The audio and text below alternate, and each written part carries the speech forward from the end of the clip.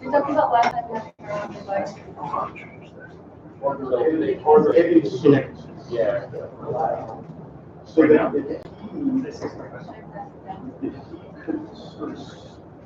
I just want to be Right.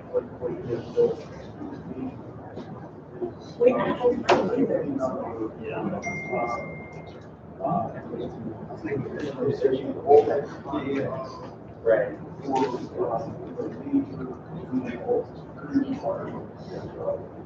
Sorry, that was not meant for you too. The message that you just saw was not meant for you. You know, because this, I didn't know what we were doing here.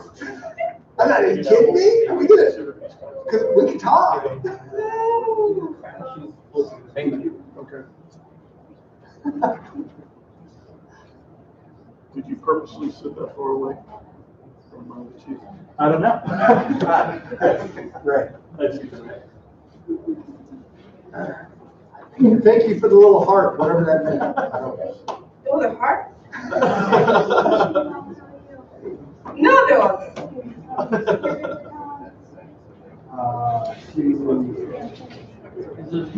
I'm reading.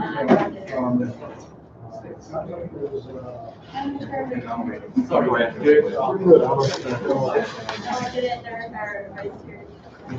No, you can say vice chair, or even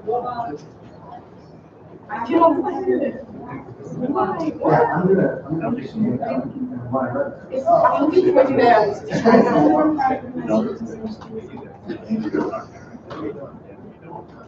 Because we want to talk to you. Hi, how are you? Thank you. Yeah, we'll find a way to. Because something tells me we have the same concerns. Well,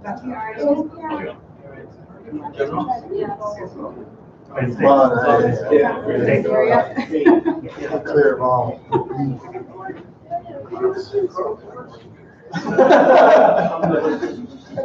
You gonna play the game? Okay. Yeah.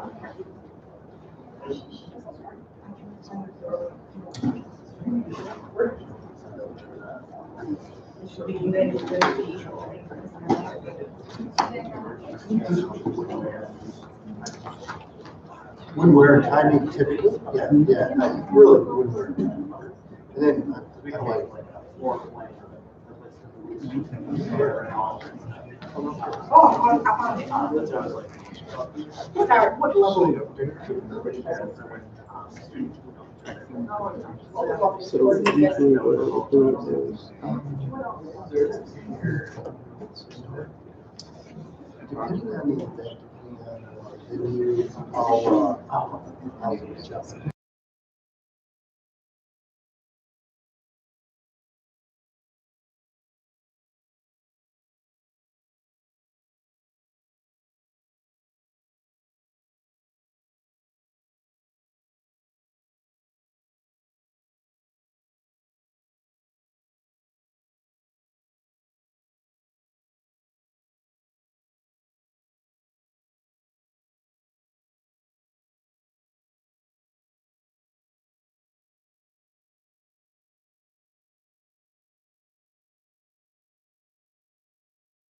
Order 6:48 p.m. We're going to start with roll call, starting with Senator Shrivastava, Vice Chair Chakravarti, here. Senator Carter, here. Senator Crowley, here. Senator Mohammed, absent. Senator Badr, present. Director Ahmad Ghani, Director Khan, Director Salisbury, present. Director Bardwaj, Director Denson, Vice President Jara, absent.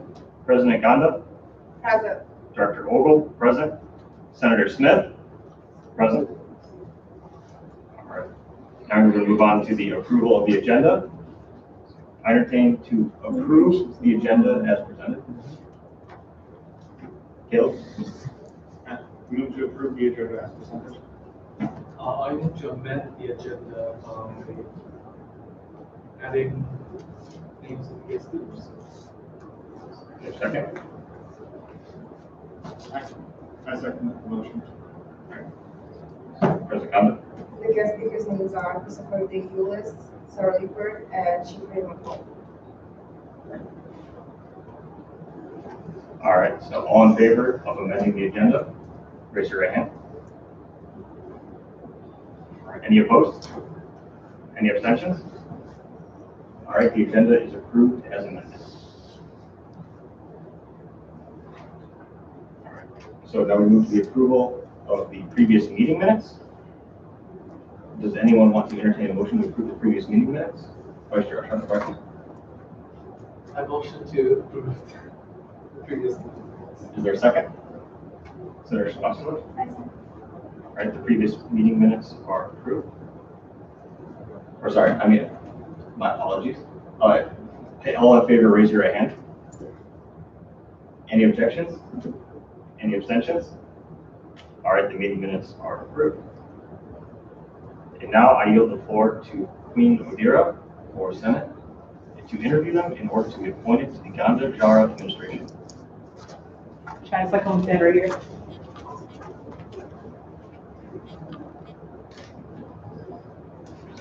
Can you state why you want to join student government? The reason I was going to the student government is because I think a ton of the incoming students as freshmen have a hard time transitioning into coming to college, being away from home and everything. I want to find a way to make that easier.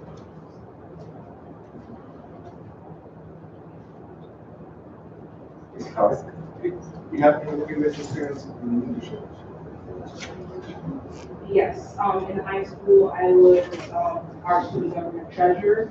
I was my senior class president, and my junior year, I was president of SAD and orchestra. Director Salisbury? Will you be able to fully commit to your position, and do you have any other time obligations aside from student government?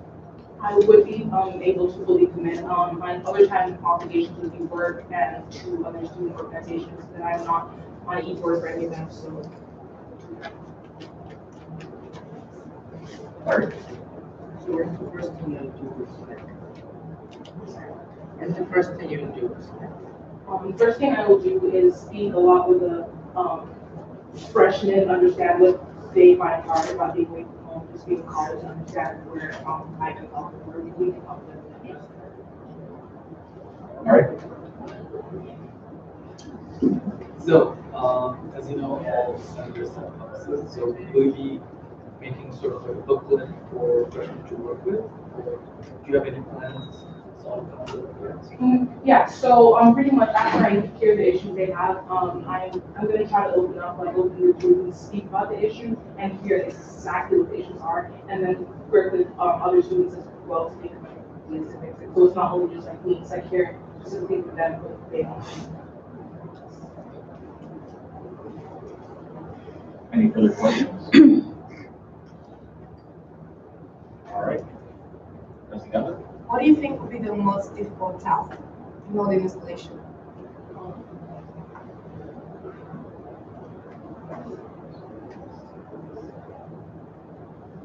I would say probably being able to, the way I'm trying to work with students so closely would be being able to communicate with them and communicate with the board, just that communication. Senator Butler? What qualities do you think you are going to add to student government? I have a incredibly strong leadership skills. I'm very extroverted, so I'll be able to speak to people, different groups, not just with one group of people. I tend to hang out with a bunch of different groups.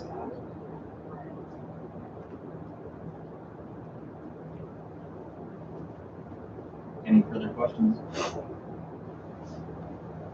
Seeing none, we're going to have to ask you to step off slides so that we can vote on your pledge.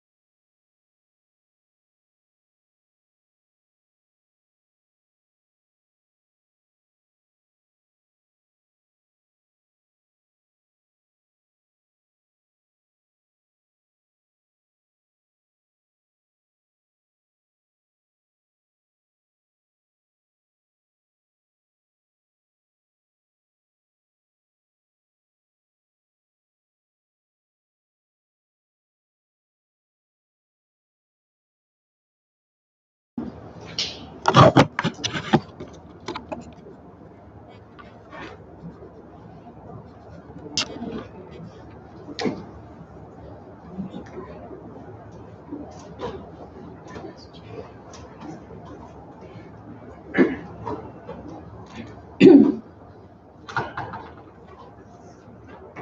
now yield the floor to the new senator for the oath of office. Be read to by President Gauntlet. So, repeat after me. I, and state your name, I, Queen Vera, do solemnly affirm do solemnly affirm that I will faithfully execute that I will faithfully execute the duties of the office the duties of the office of Senator and will, to the best of my ability, and will to the best of my ability enforce and observe the Constitution enforce and observe the Constitution and unified student code and unify the student of the student government of the University of Michigan-Flint. of the student government of the University of Michigan. Congratulations. You can have a seat.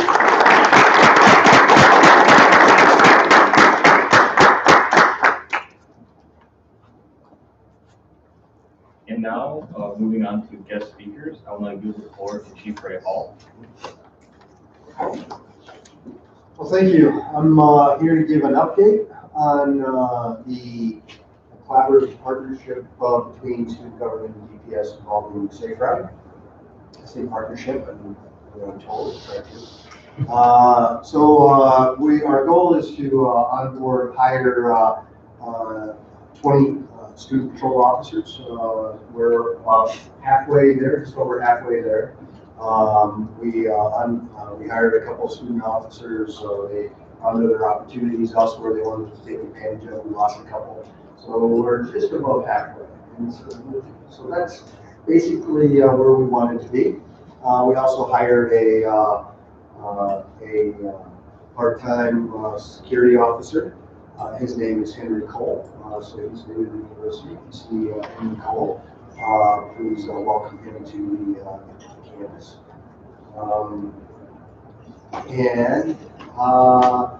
Now we have the Tap Ride app. Who has the Tap Ride app on their phone? Thank you for doing that. If you haven't, let me encourage you to put it on your phone. The Tap Ride is kind of an Uber experience.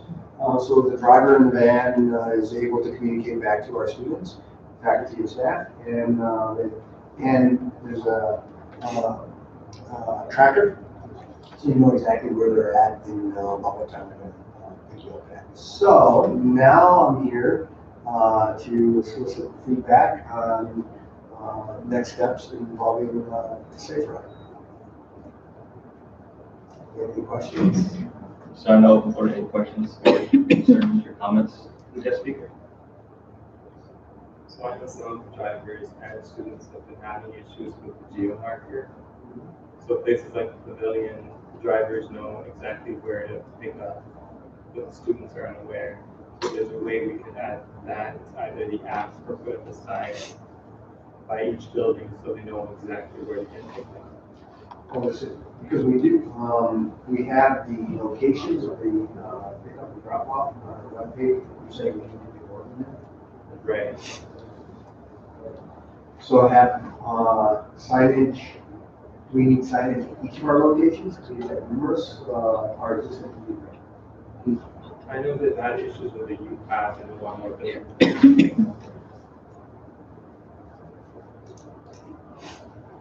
Talk about it. I feel that you could actually just do that in the app instead of posting actual signage in real life. You could just post a pickup area on the app. So I'm not sure because I'm actually taking a look at it. But is there a designated area where it wants to go, or is it just personal location?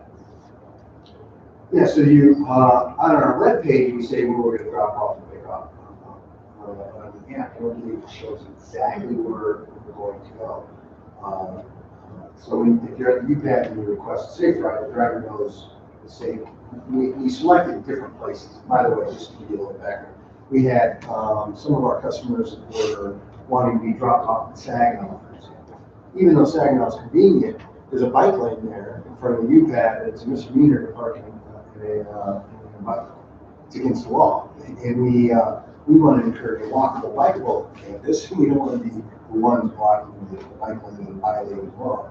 And it's simple as that. It's simple as it said. And so we took a look at each of the buildings that we typically run from and to, and look for safe drop-off and pick-up locations that were both convenient, but also safe. So going back to the site, so based on that, I don't know anything about apps. So we can look at that again. Okay. It just shouldn't be that difficult to put a marker on the app. This is where you go to get picked up. Like this is the pickup or drop off location. Yeah. It took me 5 minutes to turn off my cell phone for communication. All right. So the app, if we can do it on the app, would that satisfy what you're asking? I think the simplest thing to do right now would be to do like a mass email and see how effective that is. And if that doesn't work, we can move forward with putting it on the app. All right. So mass email with the locations of the drop-off. Right. When you say mass happenings, sending it out through happenings? I don't know if you have a student list, or I know they have, yeah, you can send it to that one. Just with locations. Okay.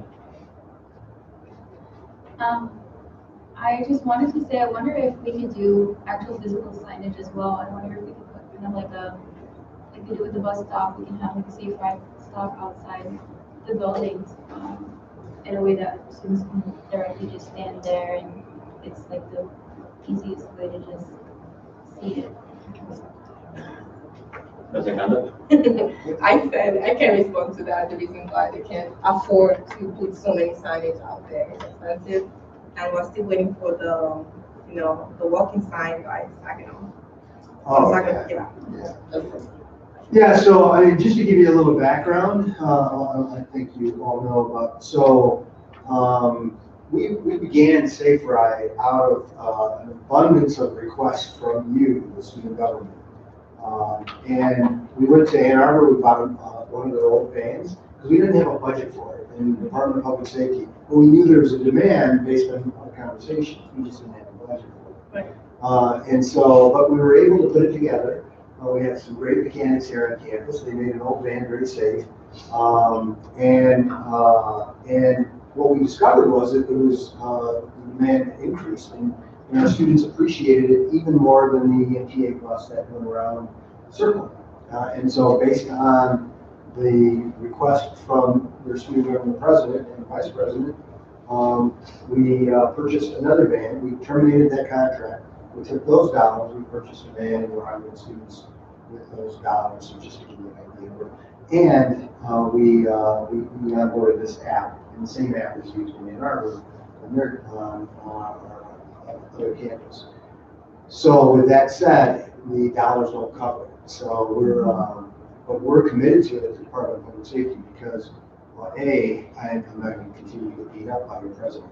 He's going to do it. But it is there's definitely a need for this. And it was such a great idea. So kudos to you. But we are limited on dollars, but it doesn't mean that we can't do these things. And so when I'm hearing, let's push out an email, then if that doesn't work, let's work on the app. And if that doesn't work, signage. In the meantime, I'm not opposed to, over time, we may not be able to do it in a semester, but over a couple of years, put out signage, safe ride pickup location. Is that what you're?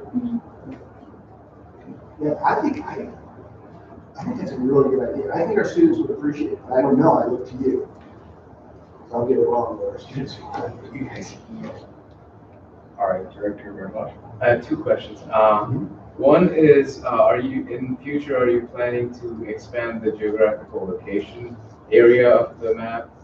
And the second question was, how are the drivers for the app, the ride hire, are these officers or are these student workers? Yeah, so the first part is, are we looking to expand the geo lines? We have expanded the geofence from when we first started. We now go to the hospital, we've expanded by a couple of blocks, and that was based on, again, yeah, you're choking up because you were just downright mean to me. Yeah, now you feel guilty. So it was based on some very strong requests, but we're limited. It is still in the second part goes into the first part by saying we want students operating this, right? Give students an opportunity for jobs, first of all. And that's what's really exciting about this idea and what made it such an interesting project is that we're taking dollars that used to go somewhere else and we're putting it back in our campus and for students. So we have one security officer that was onboarded strictly for the reason part-time, 2 days a week, to fill in those hours that our students are struggling to fill in because of class schedules and rest things. And so that was to complement. To get it up and running, we put current security officers that were assigned to campus on other tasks. We pulled them from those tasks and we put them in safety. Again, it was very clear to me that this was a priority for student government and our students. So, moving forward, the goal is to have it completely operated, I say completely, outside of that one part-time person, because it would appear that that's going to be, our 5:30 in the morning shift and those types of things need to be supplemented by a security officer. Thank you. And our students who we have hired have really stepped up and filled in the gaps of training, so they're doing a great job. President Ganda and then Director Salisbury. So I have a question from Senator Mohammed. She's asking, when do the driver have to switch shifts with other drivers, and how long is that supposed to take? Because now they're taking about 30 minutes, which is too long. How can we reduce that? 30 minutes to pick up a person? To switch between drivers. Yeah, there shouldn't be any that the drivers checking in should punch into the clock and take the keys and get into the safe ride. I'm not sure why there would be any. I was unaware. Apparently when they are calling for reports or when there's a meeting going on, I don't know if it's like 7, 8 a.m., there's like a wait for them to pick up students. Yeah, we'll work to reduce that. That shouldn't, even a briefing should take no more than 10 minutes. So thank you for that. Director Salisbury and then Senator Bob. So as far as the apps concerned, what's the name of the app again? Tap right. Okay. Do you know, like for the map, do you know by chance if it's like Google Maps or something like that, or is that something you can find out? Really? I can't find out. Do you want me to email your president on the mapping system that they use? Yeah, because that could help as well as Ari was mentioning, placing markers on pickup locations. Depending on how the map is set up and how the app is set up, that could be done pretty easily. So this is something you know of? What's that? You said this could be done fairly easy. That's something you know how to do? Well, so I'm speaking from my experience with ITS. So for like our backend controllers for our wireless systems, we have on a Google API map, we have different locations for Wi-Fi clusters. And we're able to drop those locations on. So that's something that You know David Arnold? Yes. So David is the one that is putting the app portion of it together. Okay. Would it be okay if I got your information connected to you and David? Yeah, certainly. And see if we could problem solve that? Yeah, certainly. Okay, so could you email me? Yeah, I can do that. Senator Potter and then Vice Chair Sharp. So I was talking to some of the student drivers, and very honestly, some of them felt like the app was being misused, where they had to pick people up from First Street and drop them to the USEN, which is not even like a 2-minute walk. So I was wondering if there's like any chance we could like block off such rides I'm okay. Now, this has been in-house, this has been a discussion, because like everything, there's very few, and most of our students are using it just like we hope that people would. And we always get that select group that, select very few, that will look to do what you're describing, right? Where it's just not reasonable. Well, we would think it was reasonable. The moment I do that, the pushback is going to be, I don't want to have to share with everyone on campus that my ankle has, I just had an operation. There's mobility challenges that I have that makes it difficult for me to navigate the campus from First Street to Houston. And so that's what we've ventured into. So my response to that is we have to rely on the ethics and integrity of all of our students, our users, and we will provide in my direction if there's a request, granted. We don't know if there's some other life issue that's taking place. I just offer that, but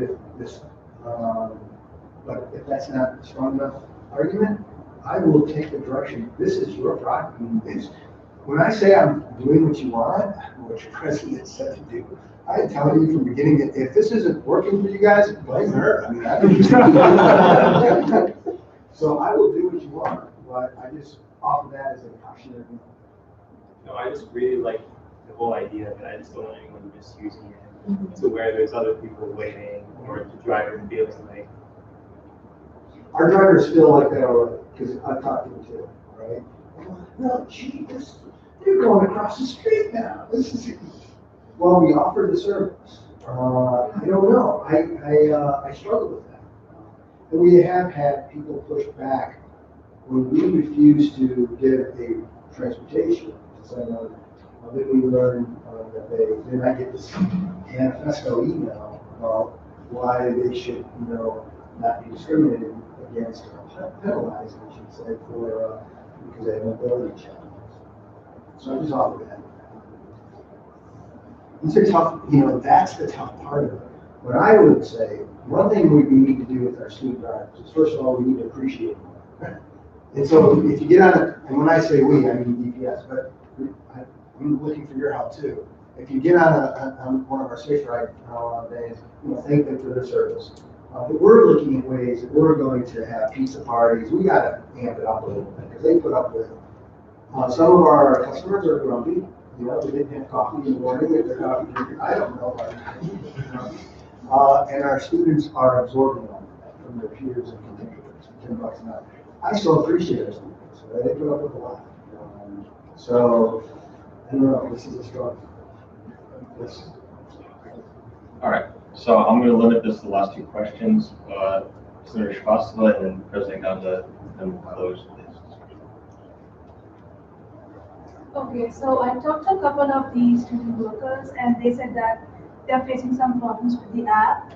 Like sometimes it would say that the student just requested the ride, but for them it shows that they are like 20 minutes away.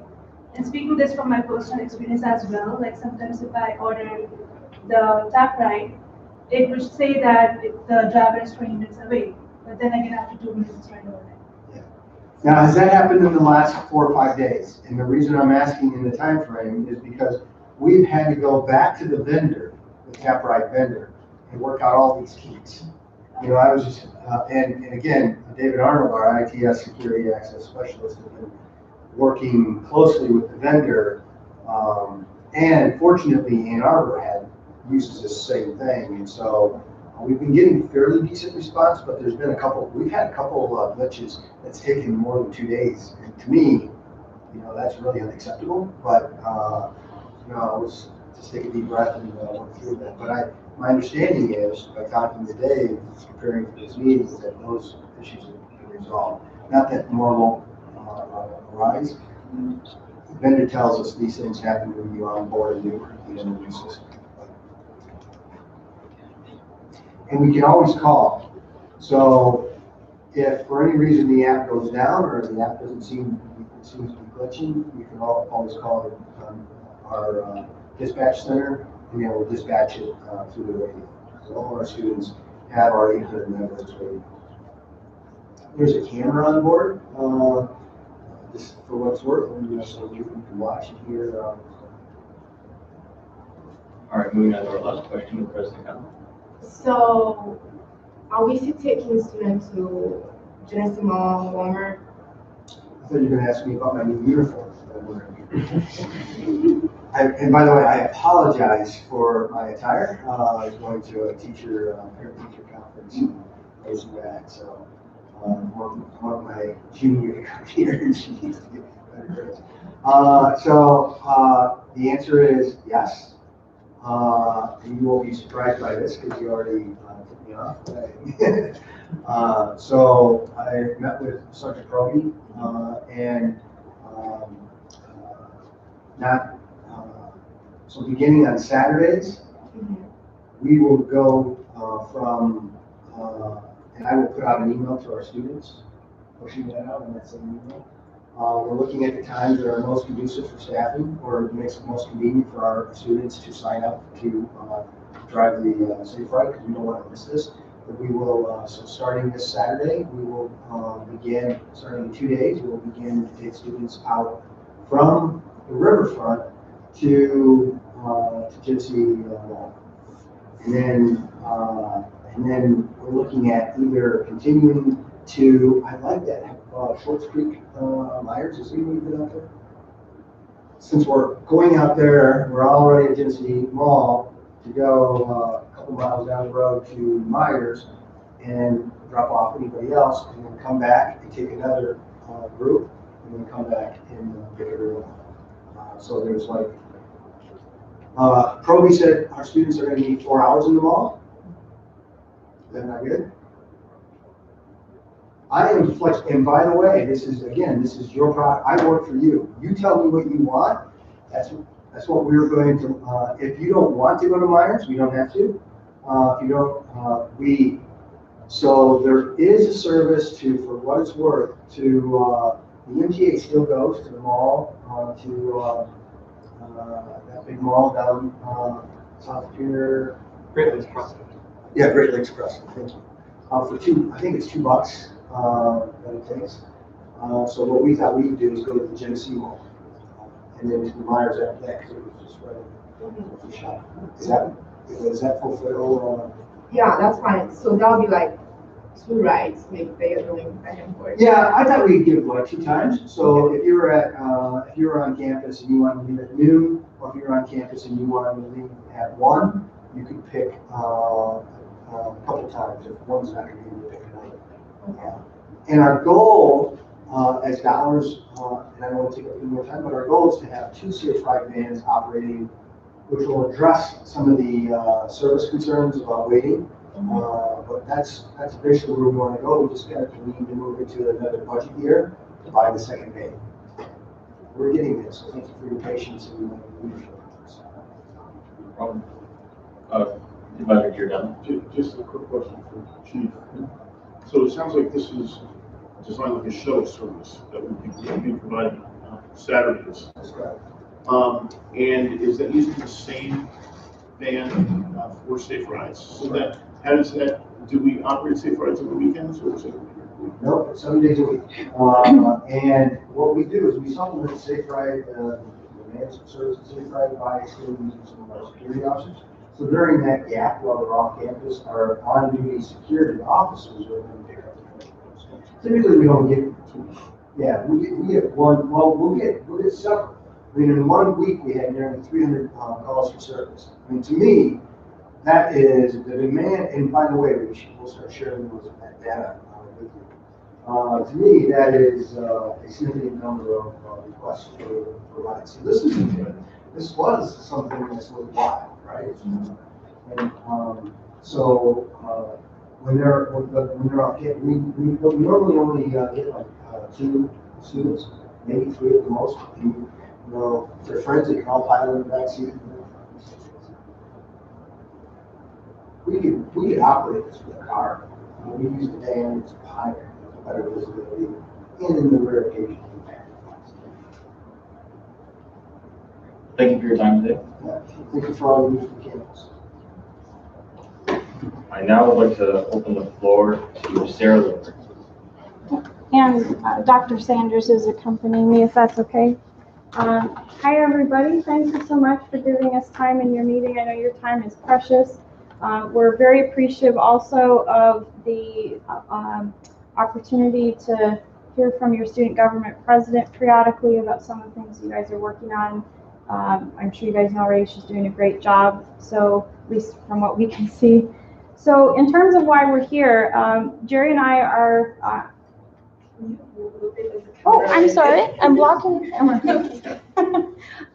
Dr. Sanders and I are the president and vice president of the official chapter of the American Association of University Professors for the University of Michigan-Flint.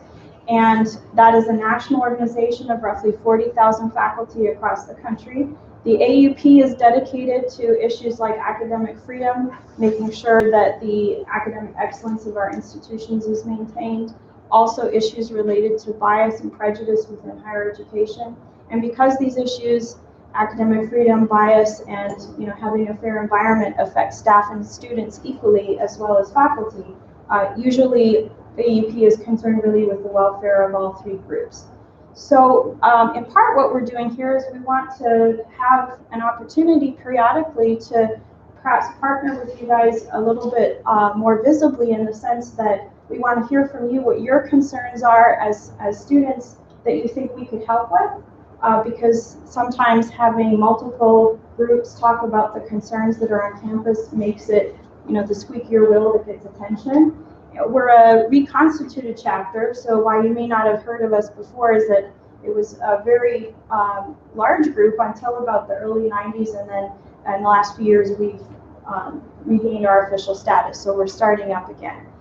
So what we thought we would do today is highlight some areas where we think that there might be opportunity for us to support you and to have this kind of understanding of the things that work to get attention on issues that you're concerned about. And then we do have a couple issues that we wanted to draw to your attention, just to use as examples of things that maybe are worthy of more attention from all of us.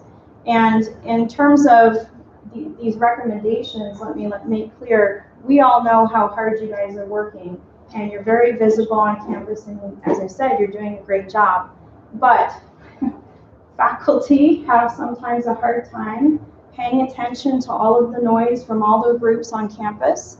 And so what happens is that you're doing your things in your areas where you're able to do them, and we don't hear about it. And so faculty can be, and I'm just going to speak for myself here, not all faculty, but faculty can be somewhat out of touch with what the student concerns are.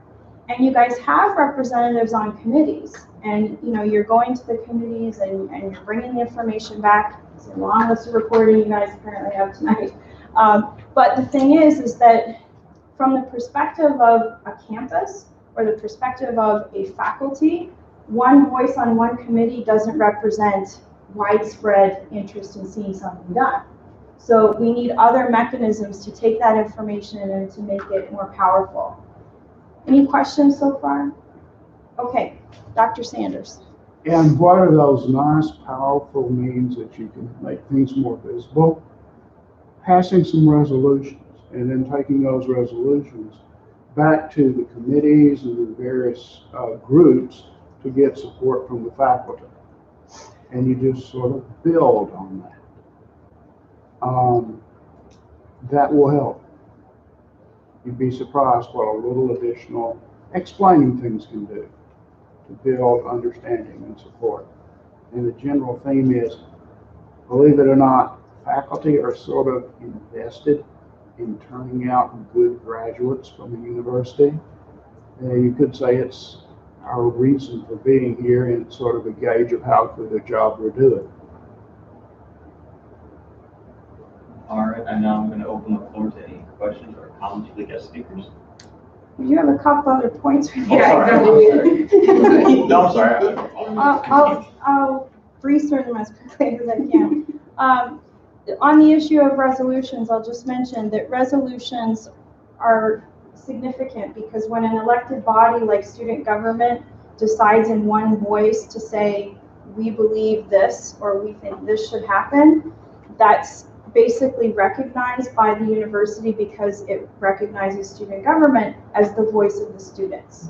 So share that message, and it's often just, you write a paragraph, you get it passed in here, you start broadcasting it, and if nobody's listening, there are venues to take it. Do a presentation to the regents, go wherever you need to go. Other student governments, the Ann Arbor student government, I know your student president has had connections with them. So figure out what other student governments in the university system are able to maybe endorse your resolution.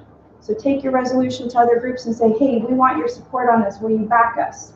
And then that will build momentum.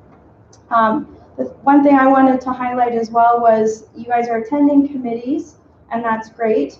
But I think in the large faculty body meetings, the ones for individual units and the campus-wide governing faculty meetings, you have the right to ask to be on the agendas if there's an issue you want to bring forth, like a resolution. And we don't see a lot of you guys in that setting. I know you're starting to try to attend some of those meetings, but we need to hear from you more. So ask to be on the agendas. In terms of the issues that we're looking at, a few things of concern include that as the chair of the Chancellor's Advisory Committee, I can say has come to the committee's attention, we don't have a mechanism to provide accountability for how student fees, once approved, are being spent. And your student council or your student government president has put some, attention on this issue and came to the committee, and it was very helpful. But at the moment, once a fee is passed, there's absolutely really no monitoring of it after that happens, except for, the people who are spending it within the unit. And fees essentially can price a student out of the market on a major. If a fee increase is so high that it makes it several $100s more for one semester to take a specific major, then that's going to impact what you can do with your life, right? So we need to take these things very seriously, and I think faculty, including Dr. Sanders and I, have tried to bring this issue to light. We really need students to take an interest in this issue, because unless you guys pay attention, you're the ones paying for it. We're not paying the fees. You're paying the fees. We need to hear from you. Similarly, there's instructional allowances that are being set for some departments and some units. Do you guys know what this refers to? No? Okay. So each department, as you know, has a budget that it's been given. And some of the units, because of things like the increase to LEO salaries, which AUP supports, we think that was very important. But as you know, we have lower enrollment, so that causes pressure on the budget, right? So in some units, there have been caps on departments for how much they can spend to offer courses. We don't oppose this in principle. If you're in a budget, constraint, you have to come up with ways to limit spending. What we would like student government to pay attention to is, are those caps being set equitably? So let's say one department is getting an 80% cut to its instruction, even though it would have the enrollment to have more classes, and another department's getting a 10% cut. Why are those differences happening? Because you can see that if that's happening inequitably, instead of, say, just a 20% cut across all the departments in the given unit, then what's happening is those allowances are predicting for students without their choice which subject areas are going to be available to them, whether they can complete their majors if they pick certain fields, and how fast they can graduate. So this is information that's vital to you guys. You should be able to get that information. And I think, if you can draw more attention to something like that, you will find that your ability to have a fairer place to study will increase. Last comment, Dr. Sanders. If you don't look after your money, no one else is. So, ask for transparency, expect transparency, and how it's used. We're done. All right, I now open the floor to any questions or comments from the guest speakers. Starting with Director Bartosz. You just mentioned the budget caps. I'm assuming that this has been happening recently as well. Would you know where the information for all these budget caps and departments would be? There's very little that's published information, but I would think that you could speak with those in charge of setting budgets and look for senior officers within the Office of Budget and Finance and ask them, you know, what units are setting instructional allowances and what are they? All right, Vice Chair Chakraborty. So I do agree that there is this transparency issue, but do we actually have access to the full budget thing that you're, you say instructional allowance? Let's say the College of Arts and Sciences, do they actually post it anywhere? Or No. But where do you get the information that some departments are getting an 80% cut? the individual chairs of some departments and some units have reported that they're being given allowances and they're having to take courses off the schedule if what they deem their students need is beyond what their allowance can provide. So that's a fact, and I have attended the meetings personally for my own unit where it's been announced, you're given an allowance, you need to stay within it. If you're not within it, you need to take courses off the schedule. So the individual chairs posted it on the website, or they just shared it with faculty? The individual chairs in units where this is happening are being given amounts that they have to stay within. Those are not being disclosed to either faculty or students, to my knowledge. So that's the information you guys need to find out and that we're trying to find out. President Gamble. Since we heard from the professor, I would ask either Jerry Gasco or Mike Nick to come to this meeting and ask him a question. Would that be fair? I think so. Thank you. Sorry, so pardon my ignorance, but so what's the makeup of this AAUP? Is it like tenure professors or tenure track professors? Or what is this like union like representing? It's not a union. It's not a union? No, it's an academic scholarly association that represents the scholarship of governance and faculty concerns in social justice and academic freedom. So probably you're not ignorant. Probably what is confusing is there actually is an AUP that represents a certain kind of faculty union, but there's also an AUP foundation that is not union. It's academic societies. So we're the latter group. We're not a union group. And any faculty member, contingent or otherwise, can join. You don't have to be full-time. You don't have to be tenure track. Anybody can join as long as they're a faculty member and not a full-time administrator. We're going to go to Advisor Giordano and then Dr. I appreciate you coming out tonight and sharing this information. I think what might be helpful and instructive is maybe providing a little bit more information about our governance structure here at the university, because I think we may be referring to things that are a little in the abstract right now, and the terminology, I know, from university unit to university changes, or is different. So in terms of the faculty governance structure, these committees that are represented on the overhead, this is part of the actual governance structure of the institution. But it would be helpful, I think, if maybe you could provide a little bit more information about what the equivalent of our faculty senate is, or what we call that, how they operate, what their purpose is, and then how the AAUP that you're describing, which is probably a little bit different than what people are accustomed to associating AAUP with. How does that sort of fold up into this overall governance structure? I think that just might be helpful. So AUP leadership is elected, and our members, just like any academic society, pay a fee, not to us, but to National AUP, to be a part of the society. And you get magazines and publications and things. Normally, the function of an academic society version of AUP on a campus is we're not official governance within the campus, and that's important. We need that separation because we're part of the sort of accountability to make sure that both faculty and administrators are doing their jobs in preserving the academic integrity of the institution. So a lot of times AUP members meet with administrative leaders, they meet with faculty leaders. We conducted a review of governance through National AUP 2 years ago that went to the provost's office. So we partner in ways that help us improve governance and improve the quality of life for folks on our campus. But we have that separation because if we didn't, we would be part of the system we were trying to, help keep accountable.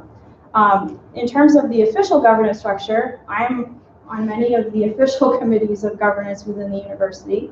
I can explain that just like there's federal government, state government, and regional government or city government, there's the same levels of government for faculty across the institution. So I'm actually on the Senate Executive Committee, which runs the Senate for the entire University of Michigan system. It's called SACUA.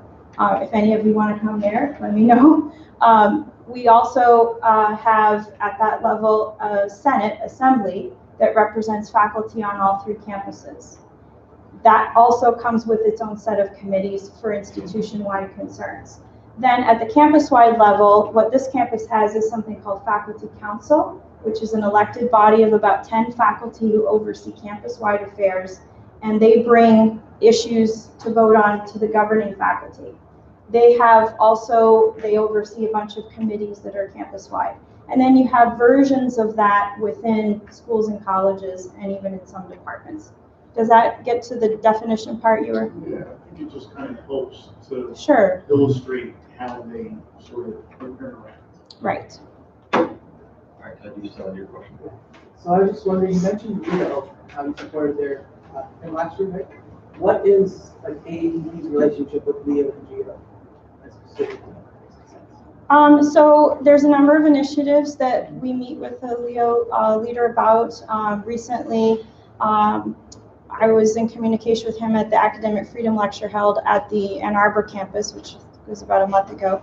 And one of the things that Leo is working on that the AUP chapter, I think, intends to help support is Leo is trying to address this issue of underfunding of the Dearborn and Flint campuses. That per student, Dearborn and Flint are getting much less funding than Ann Arbor, and of course we all know Ann Arbor has a lot of money, right? So because the legislature, we're told, sees the campuses as each being fiscally separate from one another, we've heard this rationale that we can't give more money to Flint students even if it exists in other pockets of the institution. So I think that's one area where there's some momentum, and we would probably expect in the coming months that we'll be supporting that initiative. So that's an example of a partnership. Does that answer your question? Yeah. All right, we're going to have time for one more question. If anyone want to say anything? Seeing no questions or comments, I'm going to close with Director Gunn.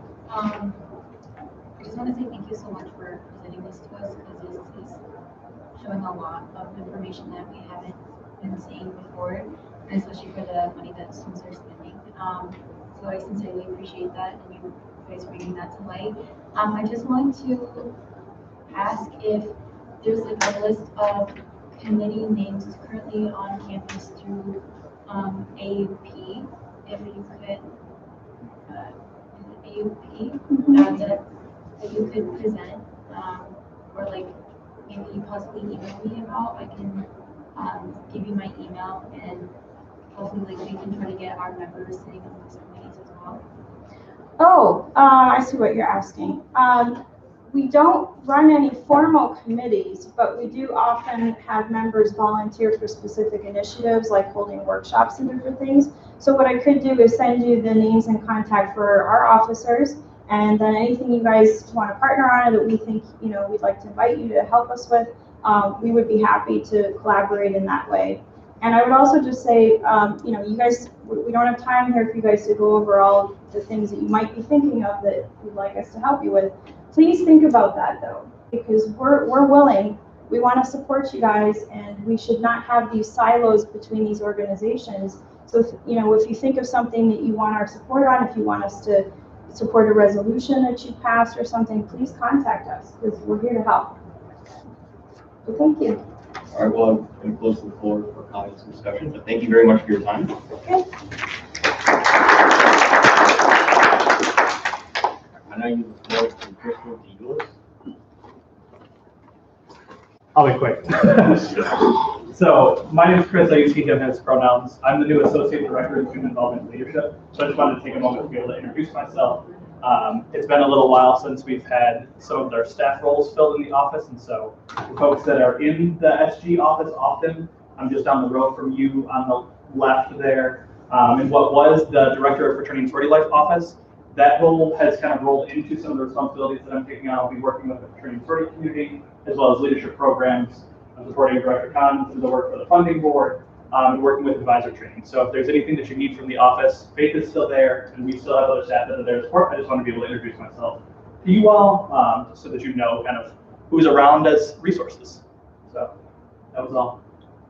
All right. Well, since we are low on time, I am going to close the floor for comment. No problem. I encourage everyone to reach out to Chris if you want to work with him on anything, and thank you for your time. Thank you.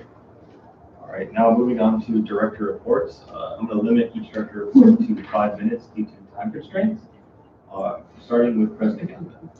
Hello, everyone. Don't worry, I tried not to be loud. So I'm going to read Viviana Greer resignation letter.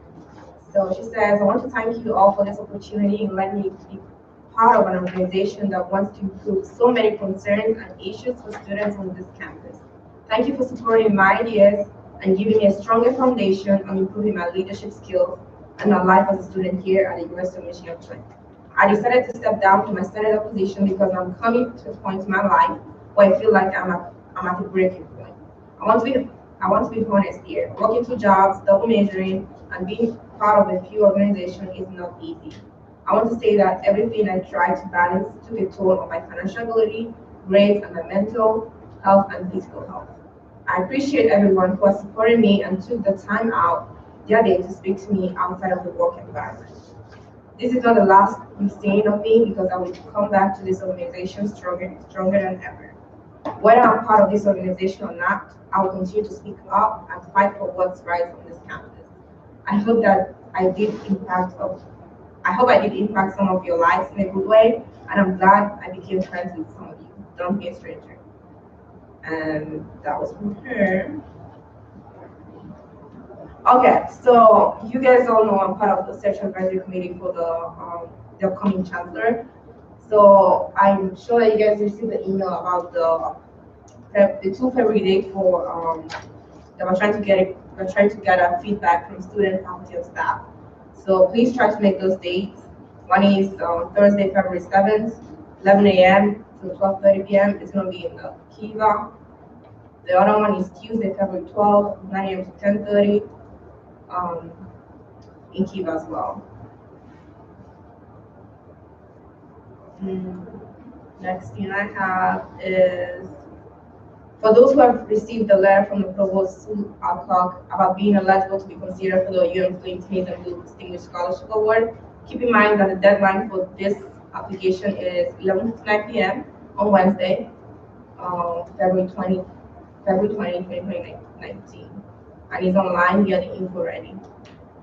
And one thing I want you all to be aware of, the cellist Yo-Yo Ma will be visiting Flint, and his conversation will be addressing the vital role of culture and the arts and sciences in our society, and how we can all come together to work as cultural citizens. The day before his arrival in Flint, he will be playing in the Hill Auditorium in Ann Arbor, which is the 27th at 7 p.m. There will be free tickets and bus ride for young Flint students. I'll let you guys know as soon as that's available to all students. And with that, I yield. All right, moving on to the Director of Administrative Affairs, Downey. Hi everyone. So I'm currently working on planning fire pit with CABS member Neil, as well as Senators Mohammed, Butter, and Srivastava. I just had a meeting today with Neil from CABS, and we're looking forward to getting a hands-on starting for planning the event. So if Senators Butter and Srivastava can meet me after this meeting, I'd appreciate that.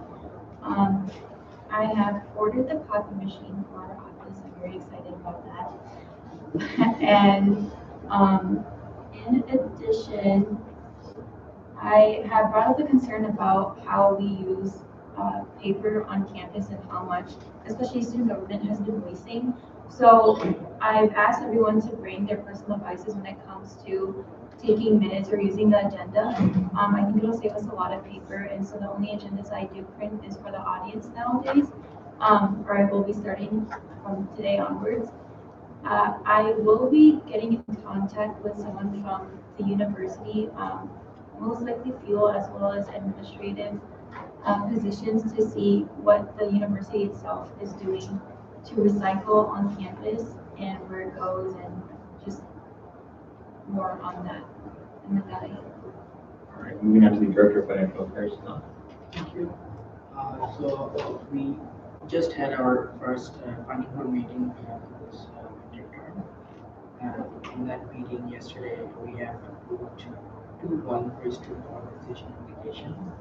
Their name was University of Michigan-Flint Club Football, Club Softball, and the second one is Feminist Forward. Can you raise the voice? I can hear. Okay.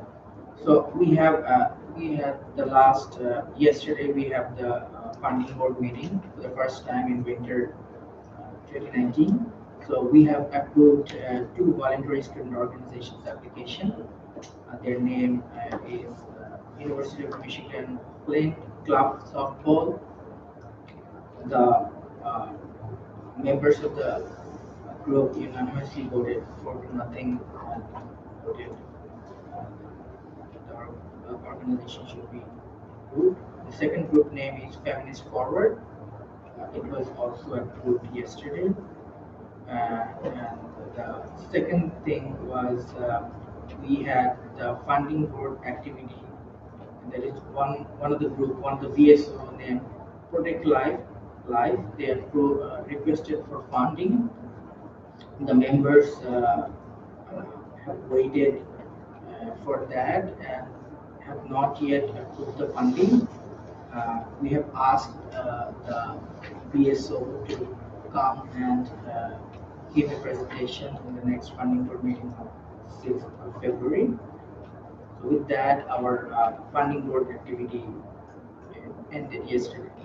And finally, I'd like to give you one budget spending report as of today. Just collected the report today. So the student organization, we have basically three type of activity. So in the last term, student activity support, which is basically the work of funding board, had like 27% underspent money. So that is I wanted to share. And student support, which is the activity of Senate, was 60% underspent money. And the third component was administration, which is relatively very much spent well, I would say, but still it is 3% underspent. So I'm basically tracking down from now onwards, tracking down all the financial activities. So I would request everyone, senators and executive committee members, to let me know when you are spending anything. Just for example, you have said about the confirmation. Just let me know about the amount so that I can track it. We have I've also created a report for each of the components so that we can real time we can track the cost, and I'll keep that report in the board drive so that everybody gets to know the real time financial activities. I have sent the report to Julie to take a look at the formatting. Moving on to the Director of Government Legal Affairs. My report is that I met with Senator Potter this week to discuss changes to be made to the USC, and we're going to start working on looking over that document and seeing what kind of grammatical corrections and content corrections that we can make. I hope to have my first preliminary kind of corrections that I'll be showing to Senate and E-Board by next week. And with that, I yield. We move on to the Director of Student Relations, Nick Zipper. So I've added Senator Growley and the Student Relations Committee, and I would be working with them for the engineering concerns and meeting Dr. Shamim from the engineering department. We're planning to do SG meet and greets from the week of February 10th, every Thursdays. And as of right now, if someone else would like to be part of the Student Relations Committee, please let me know. With that, Moving on to the Director of Technology and Web Development. Okay, so very briefly, the director or the technology committee, I spoke with Scott Ernst and Cameron McLeeman, and that committee only meets on an as-need basis. But a second student representative is still needed to come forward in the case that they do need to meet. And then as far as the Google Migration Advisory Board, we met on Monday and we discussed what ITS's plan was moving forward. And their scope of the project does not include students, so that would be up to myself and ITS's graphic designer to work on a message to get to the student body and to act as that liaison to speak between the two groups. With that, you. Moving on to the Director of Foreign Outreach. We still have room for more people who are interested in going to the conference in Dearborn on the 16th next month. As of now, 3 of us have registered. So if anyone else is interested, please let me know as soon as possible. Both the letter of recommendation resolution and the tri-campus committee resolution will be presented next week. On Tuesday night, Ann Arbor passed their own resolution supporting the tri-campus committee, and Dearborn will be voting on their version of that tomorrow. That a year. And moving on to the Vice Chair of Senate. No report. All right, and finally the advisory report. Since we are short on time, for the committee reports, I'm just going to request if anyone has a committee report to raise their hand. Director Denson. The General Education Curriculum Committee met this afternoon. The committee approved the Gen Ed technology request for a non-public course. We also approved the Gen Ed designation request for English 156, which is reading, science fiction, and fantasy. Advanced Public Health Practice Capstone, PHS 491, their Gen Ed designation request was tabled for the unit to submit further revisions before we take a look at that. And AFA 102, which is Introduction to African American Studies, their Gen Ed request was also tabled for that unit to submit some revisions to. We have a motion. The Department of Public Safety Oversight Committee will be meeting on February 4th, 3 p.m. in Library Room 320. With that, Senator Bottom. The Student Concerns Committee meets next Friday. So if there's anything you want to add to their agenda, just email me or Director. All right, for my report, I'll be meeting with the Parking Committee tomorrow, January 25th at 1 p.m. This is actually for you. Okay. When you meet with the parking committee, can you talk about charging stations for electric cars in the parking structure? Yep. Thank you. Are there any other committee reports? All right, seeing none, the floor is now closed on committee reports. Moving on to senator reports. Starting with Senator Bowder. So I moved from financial aid to university development department. I'm not sure where that is, but I'm in contact with them now. We should be meeting next week regarding the scholarship students. Okay, Senator Carter. No report. Senator Greer. Senator Mohammed is absent. Senator Smith. I've been working on the affordable care guide for the Flint campus. Yesterday in our Senate meeting, brief meeting we had, got some ideas from the senators. The table of contents, I'm currently working on it. Most of the stuff that we discussed yesterday were already on there, so that's going to stay. There is a few things that I'm going to have to review and see if I'm going to keep on there or not. but I'm still working on it. And as soon as I get that completed, I will present that activity. Senator Shrivastava. The meeting fake next Monday to discuss the feedback of government law at the meeting. Senator Burley. So I'm working on together what I want to do for my caucus, and my ideas so far are like sending out surveys to different residents to see some changes, to see what they would like to see. And then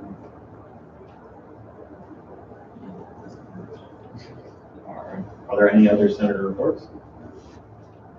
Seeing none, I close the floor to senator reports.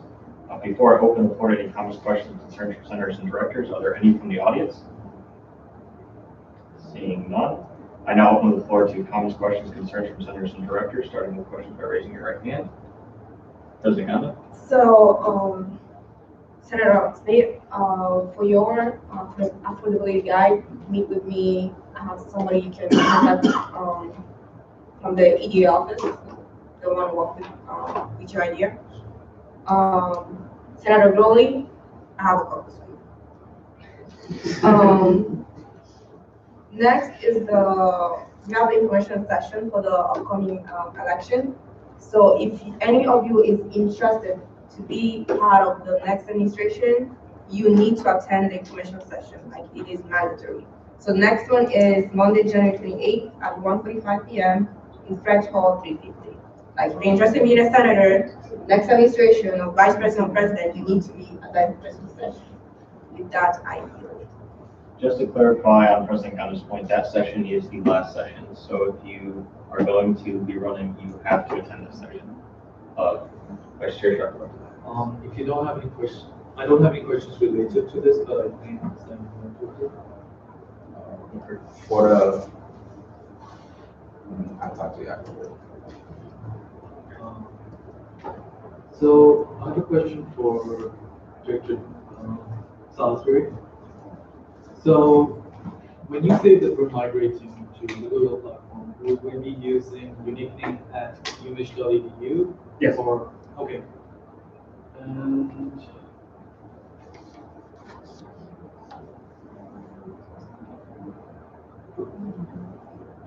the other one is for Senator Smith.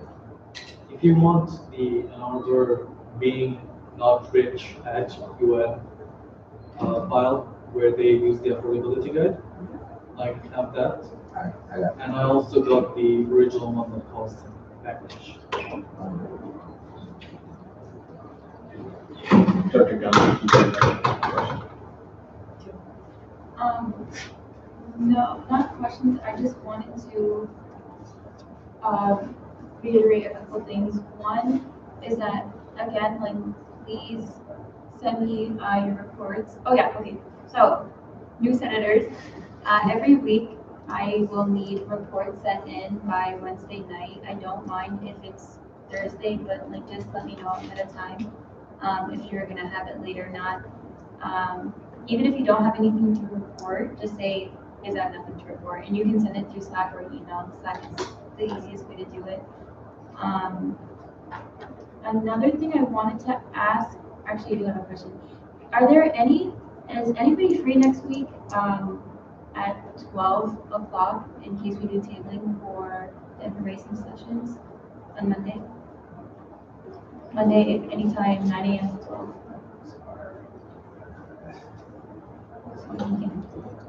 Free? Yeah. Thank you. With that, I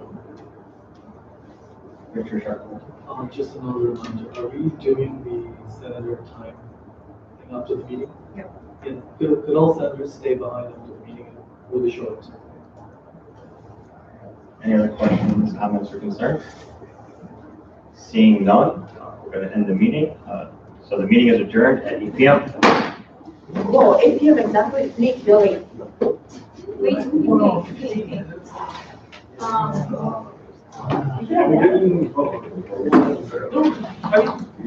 Yeah.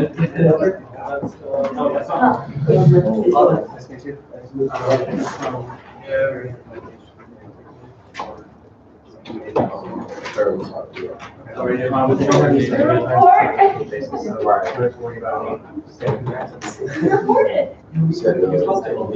Well,